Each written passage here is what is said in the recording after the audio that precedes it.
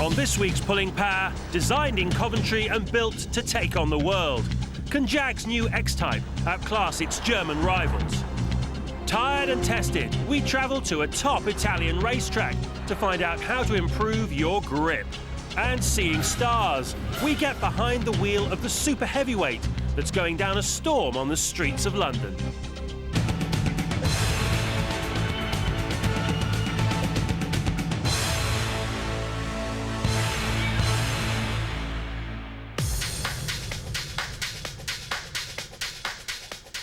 At the time of its launch in 2001, it was billed as the most important Jaguar for 30 years.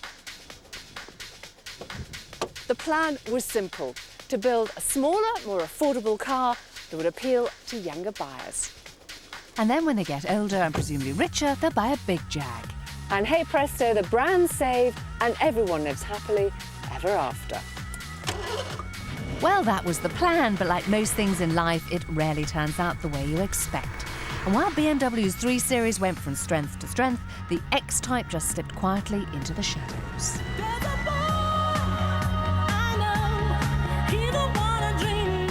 Fortunately for Jaguar, all isn't lost, as a ray of sunshine is about to burst out from behind their X-shaped cloud. And surprisingly, it's in the form of an estate. Take me to the clouds above, take me to the clouds above, take me to the clouds above. Estates have really never appealed to me, I guess because, I don't know, they're not very sexy. You associate them with putting a set of ladders in the back or something. And the idea of needing it for practicality, it just seems such a boring choice. But I really don't feel like I'm driving an estate in this. It feels quite kind of neat. And of course, it's very well soundproof, so it feels very quiet. And certainly I could arrive somewhere smart driving this and I wouldn't feel in any way embarrassed. But there's a price to pay for all that interior luxury, and that's space. Now, Jaguar actually say they've done a lot of work, particularly now they've got the higher roofline at the back because of the estate. They reckon there's more space inside. But I'd still say that if you're tall or quite big, you know, it's quite restricted, even in the passenger seat. Not a lot of headroom and not a lot of shoulder room. So it's fine as long as you're not too big. I think Jaguar would probably hate me to say this, but I think it's a bit of a girly car in some ways, simply because it's kind of neat and it's quite small, it's quite cosy, very easy to handle. So how big is the estate market? Well, potentially it's huge. Across Europe, Jaguar are predicting 1 out of every 3 X-Types sold will be an estate. And perhaps more importantly, most of them, they say, will be bought by first-time Jag buyers. So does the X-Type estate have the X factor when it comes to style? Well, front end hasn't changed at all. This is just the same. I'm always like this, all these lovely, soft, sensual curves. Very feminine. Of course, the real change is the side view, of course, because it's now an estate. And I think this works really well. It doesn't look like it's just been added on as a big box. It's really well integrated. In fact, to my amazement, it actually works better as an estate than it does as a saloon. But here at the rear of the car, slightly disappointing, it doesn't say Jaguar to you, does it? However, it's incredibly practical. Isn't that neat?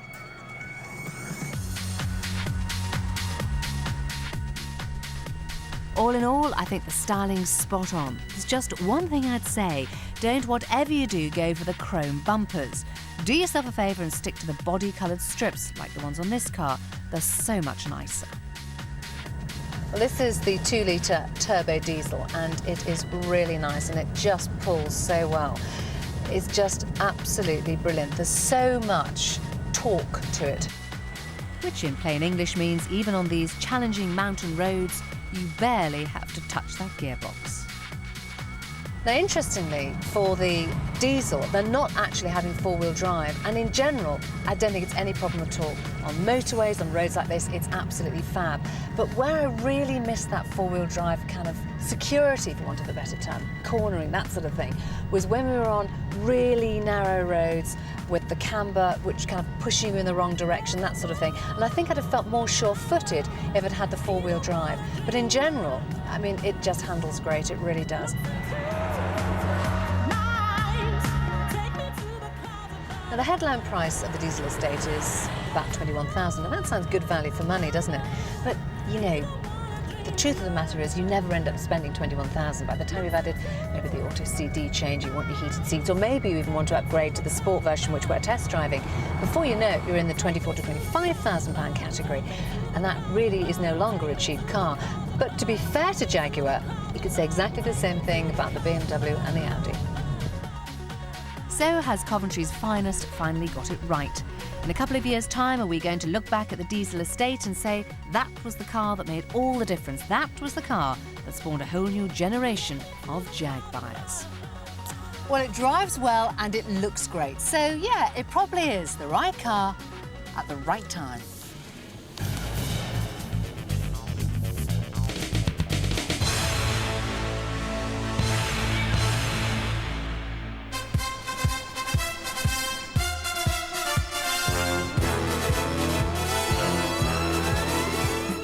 To be a boxer, you've got to be able to cut it with the best of them. You've got to have strength, power and agility and loads of muscle.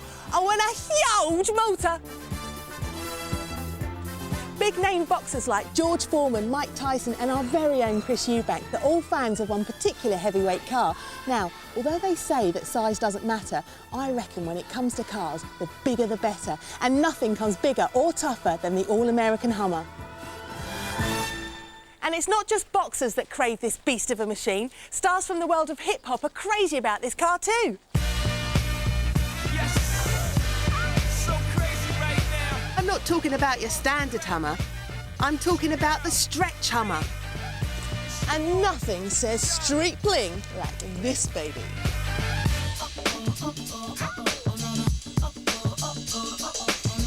Unbelievably, this started out as a standard H2 Hummer, and then some crazy garage in the States decided to chop it down the centre, add 18 foot of luxurious interior, and there you have it, possibly the latest and largest of all limousines. Imagine the looks you'll get turning up in this beast of a car. I mean, what celebrity can resist the lure of having the biggest car in town? You'd expect this interior to be luxurious, and it certainly doesn't disappoint. You've got everything for your wannabe celebrity. You've got somewhere for your beer and your bolly. You've got a DVD theatre surround system, and just look at all this. You've got leather seats, all the lights change colour, and you've got a fireplace as well. Hiring one of these cars for the night will set you back around £1,000, but considering you can get 18 of your mates in here, that's just under 50 quid each. What a bargain!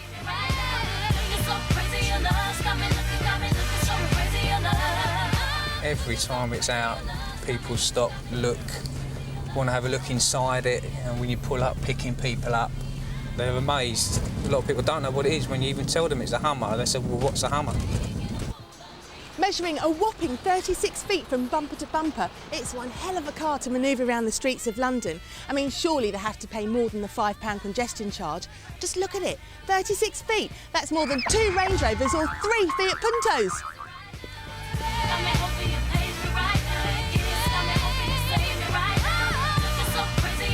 Driving the Hummer, you just got to get used to the extra length of it. It takes some getting used to. It's just the turning of it is probably its worst feature. 3-point turn is more like a 6-point turn, but it can be done.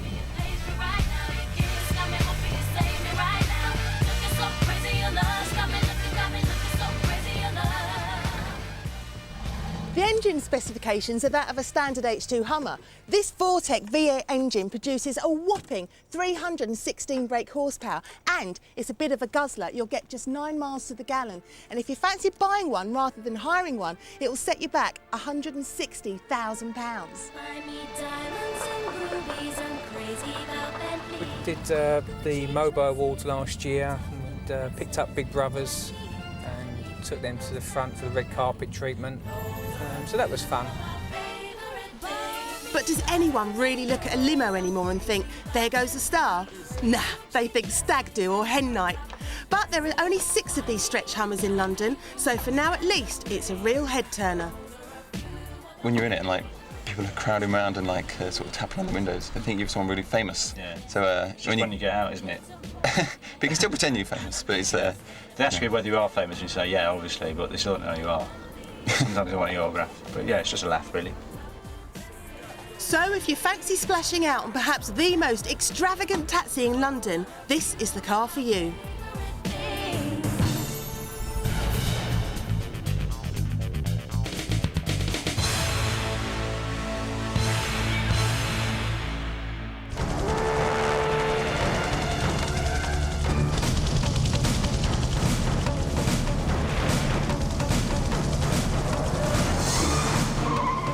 I bet the last time you bought yourself a pair of shoes, you gave more consideration to it than you did when you bought your last set of tyres. Most of us only think about tyres when we're going for an MOT or if there's a puncture. Here on the Mugello racetrack in Tuscany, you can see how performance tyres deal with the punishment this 180 brake horsepower Golf GTI can dish out, even when pushed to its handling limits. But can you imagine the stresses and strains the rubber has to cope with on a 400 bhp Ferrari?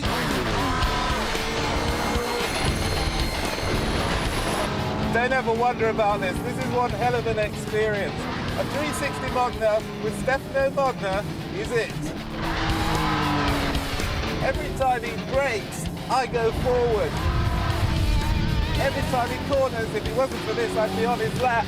And as you can see, I'd be out the window every time he does a left-hand bend.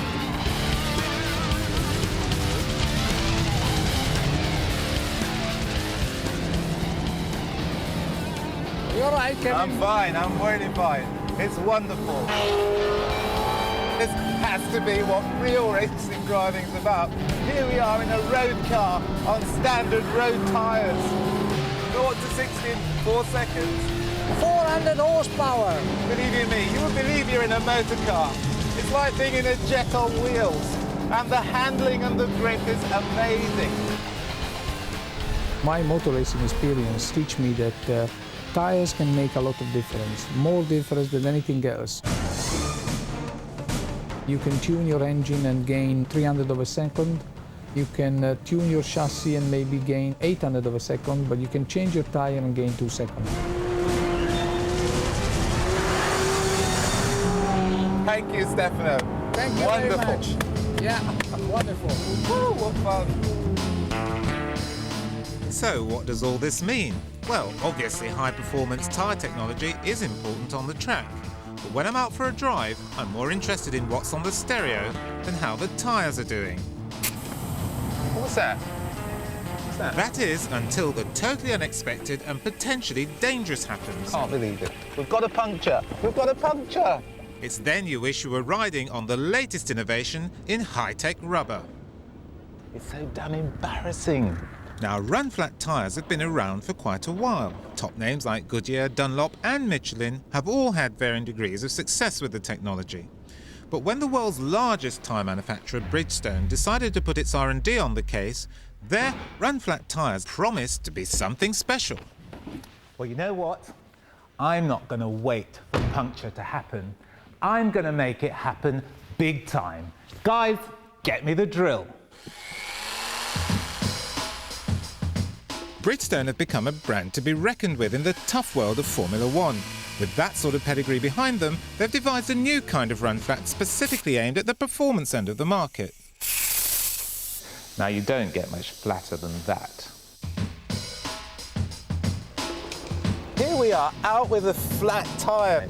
And I'm going to break all the rules. Because if you have a flat tyre, what would you normally do? You'd pull over. You'd be looking for assistance. What you wouldn't think about doing is just driving on and carrying on as normal. But here we are, with a flat tyre, we're going through a slalom. Turning to the left, turning to the right, we've still got absolute control. And watch this. It's fine, totally stable in a straight line. Let's just up the ante a bit, let's up the speed of it, let's see what happens. They reckon their tyre's good for 300 kilometres and for speeds up to 90 kilometres per hour. But what if the going gets even tougher? Again, to the left, to the right, to the left, to the right. It's all working very smoothly and controlled. To be quite frank with you, I'd much rather drive home on something like this, which makes me feel safe, than to even stop and change the tyre.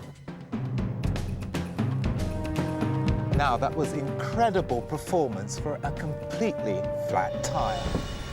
Is this the end of the road for the spare wheel? I certainly hope so. How far would you be prepared to drive in a 100-pound banger? How about Africa? Well, after the break, we take to the hills in Europe's maddest road rally. Plus, Britain's cheekiest small car loses its top. we've got the first scoop pictures.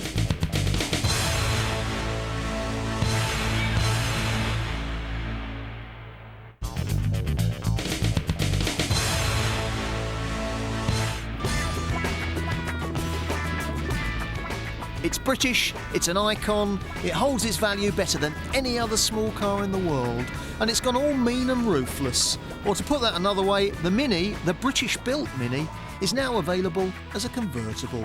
And I'm delighted to say that the ragtop version is also made in Britain.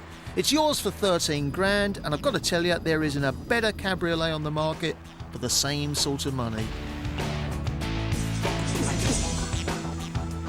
The downside, though, is that with the roof down and stored in the boot, well, luggage space is virtually non-existent. And with the canvas up, well, you tell me what you think. One last thing, small cheap convertibles like the Ford Streetcar and Peugeot 206cc, well, they tend to be very girly. The Mini is for girls and guys.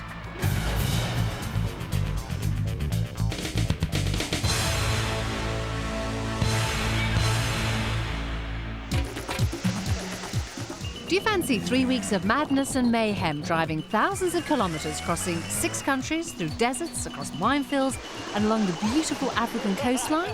Then you should have booked yourself a place in the Plymouth to Dakar Rally. William Umney and Tracy Dickinson from London, along with Andrew Search and Trevor Kane from Oxford, reckon they've got what it takes. They've entered this year's rally, and their chosen vehicle? A Lada Riva estate called Joyful Jessica. This is a Lada Riva, 1992, called Dobbin. We bought it for £95 about 4 months ago, I think, wasn't it? With 16,000 miles on it. So, no expense spared. For the second year running, the 100 cars taking part in this event will raise huge amounts of money for African charities. All you need is an old banger costing less than 100 quid and nerves of steel. I think the first rally, most of us knew the risks and we were faintly prepared. The second rally, there are people who are treating this as a sort of little drive down to the bottom of Spain, and I'm sure there are going to be tears. Hopefully that's a charge that can't be levelled at our guys. No doubt they prepared rigorously for the journey. Not at all. This is a completely new experience. Not yet. We went camping in Hunstanton in the summer. Yeah. That'll be handy. Their trip of a lifetime to the Gambia will take around 3 weeks, and Pulling Power asks them to record some of the highs and lows in a video diary. So, Barbara, how are you feeling? Well, for a change, Andrew's doing some driving, considering I've been doing all of it. No, I've just been doing all of the filming. After 2,000 kilometres, they've reached the crossing from Gibraltar to Casablanca. The comforts of home about to become a distant memory, but Tracy and Will have decided there's some luxuries they really can't do without. They're converting a folding chair into a portable commode. North Africa, this is where the real adventure begins. Next to no roads, soft sand and minefields. Piece of cake. But Will and Tracy are going nowhere fast. There's a problem with Dobbin. Well, our gearbox is shafted, basically. Well, it hasn't got a shaft. We're going from second to fifth, and that's what we did yesterday. And now Brilliant. it's A couple of 100 metres up there, in a garage, sitting on 2 lumps of wood. And we discovered there was about an egg cup full of oil in it. By the late afternoon, Dobbin returns. Unfortunately, the local mechanic hasn't managed to get fourth gear working, and most of the petrol seems to have disappeared. And how much did all that cost you? 1,065 dirhams. Which is? Probably about 75 quid. Exciting. The harsh conditions are also taking their toll on Jessica. A few miles back, she sprang an oil leak, and now she's got a serious puncture. So now we've got to change the tyre. Oh, I need the jack. We've got a jack. With Jessica still in terminal decline, Andrew and Trevor decide to spend the night on the beach. But by mid-morning, she's had a makeover at the local garage. Jessica's now done. We got up early this morning after camping on the beach, as you know, and we drove into town for about 8:30, 9 o'clock, and we found a mechanic, so he set to work on it straight away. Took quite a long time, took all morning, but he's changed wheel bearings, topped up the oil, checked the tyre pressure. And... Trevor, Hello. Are you happy with today so far? What? Hasn't today worked out well so far? It has. Are you in your toilet because we've got to go? Yes. All right then. So anyway, all done, and it costs 150 dirhams, which is about 10 quid, so that's cool. The next challenge, nothing much, just crossing a minefield. The road is barely even a recognisable track now, so we're just following Darren and Alex, who are following the tread marks of the previous vehicles that have been through. For safety, they're travelling in convoy. Up front is a local guide. Exploded car, by the looks of it. Not much left on that one. Are you worried, Trevor? No, I do this all the time. Halfway across, the guide loses his way. Now that is definitely a blown up car by the side of the road. Sod it, let's go! Oh, we'll follow that Land Rover, I think. They look like they're never. They know where they're going, look. Next time we're going to Lanzarote. Oh, it's very hot as well. Yeah, it's very hot. Swelteringly hot. Remarkably, without a single car blown to pieces, they're on the home straight. Oh my God, look, it's right under the car. Oh my God, we're going to sink, we're going to float away. Rust. Final destination, a charity auction in the Gambia. A hero's welcome from the locals and a vote of thanks from the British High Commissioner. It is indeed a privilege and an honour to be here today to witness the amazing spectacle that marks the arrival of the first vehicles in this year's Plymouth Dakar Banjul Challenge. Going to be sad leaving Dobbin here, Tracy. Very sad leaving Dobbin here. But all for a good cause, hey? So one last look around. There she is. And are you particularly sad about leaving Jessica here? No. Poor Jessica. Only 3 vehicles didn't make it, and the auction raises over 2 million Dalasi for local charities. 50 grand to you and me. These 100 quid bangers were well past their sell-by date back in the UK, but here, where the average wage is £7 a week, they found a new lease of life. It's a phenomenal result and a credit to all those who took part.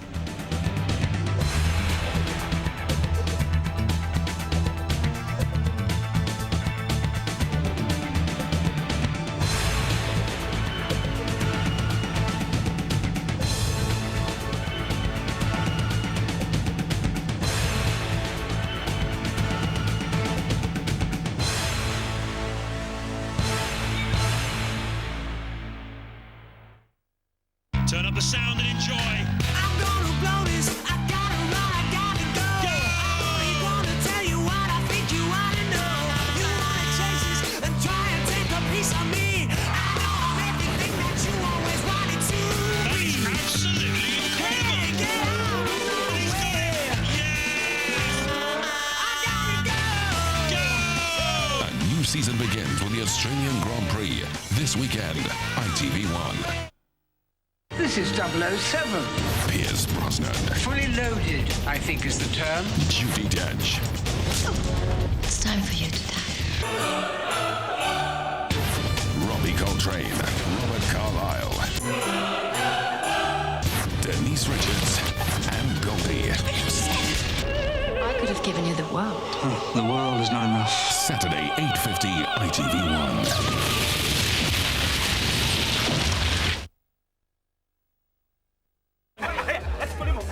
Oh, we're here to stay, mate. Not like this. Hey. No, we're not.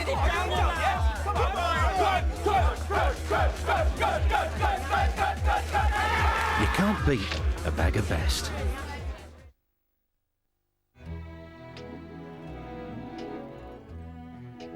How come we never talk about the cost of dying? Or divorce? Or how expensive it is to get old? Or how to scrape enough money together to take the kids to the beach? Or spending too much?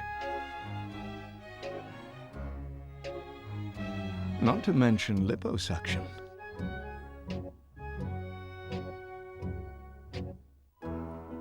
Or how to get a pay rise.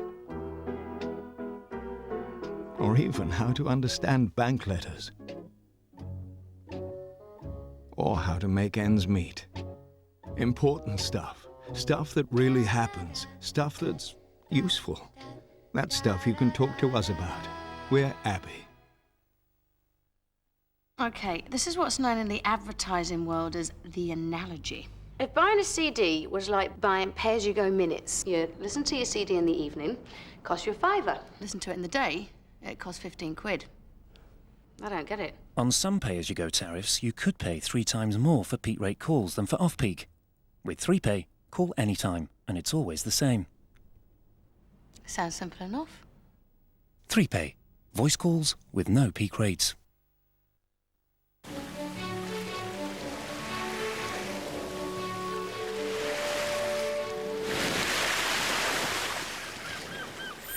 Need magic?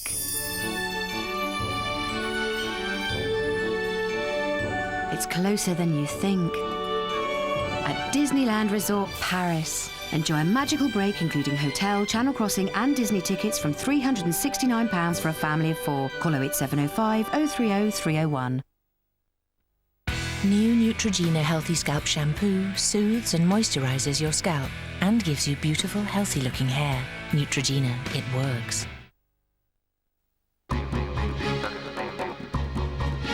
There are fuels that give more responsive performance.